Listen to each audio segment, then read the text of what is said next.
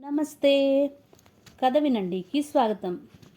మీరు చేసిన పనులకు జవాబుదారీతనం వహించటం అనేది మీ ఎదుగుదలకు తొలిమెట్టు. మీ జీవితంలో కొన్ని అంశాల్లో సరైన ఫలితాలు రానప్పుడు దానికి పూర్తిగా బాధ్యత తీసుకోవాలి. నా తప్పు వల్లే ఇలా జరుగుతోంది అని అనుకోవాలి. జీవితంలో ప్రతి ఒక్క అంశానికి మీదే పూచి, అన్నిటికీ మీదే బాధ్యత.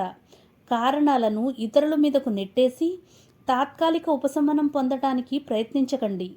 ఇలా సాకులు వెతుక్కోవడం, సమర్థించుకోవటం వల్ల మీకు హాయిగా అనిపించవచ్చు, కానీ మీ సమస్యలు పరిష్కారం కావు.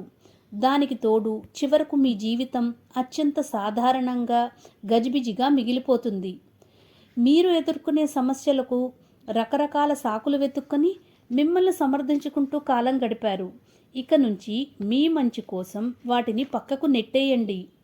ఒకసారి మీరు జవాబుదారీతనం ప్రదర్శించారంటే అప్పటి వరకు మీకున్న సమస్యలన్నిటి ముందు ఇంకా చేరుస్తారు.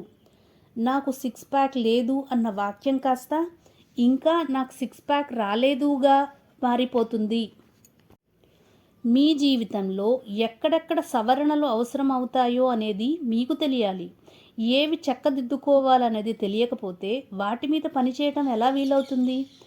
మీకు మీరు జవాబుదారీగా ఉండటం, మీకు ఎదురైన సమస్యలను పరిష్కరించుకుంటూ వీలైనంత గొప్ప వ్యక్తిగా మనుగడ సాగించడం అనేది మీ జీవిత లక్ష్యం కావాలి. మరిన్ని విషయాలు తెలుసుకొనుటకు చేతన్ భగత్ గారు ఆంగ్లంలో రచించిన 11 rules for life secrets to level up, doctor Parthasarathi Chiruvolu గారు తెలుగులోకి అనువదించిన 12 జీవితానికి 11 సూత్రాల్లో 10వ సూత్రం అది నా తప్పే అనుకోండిలో వినండి.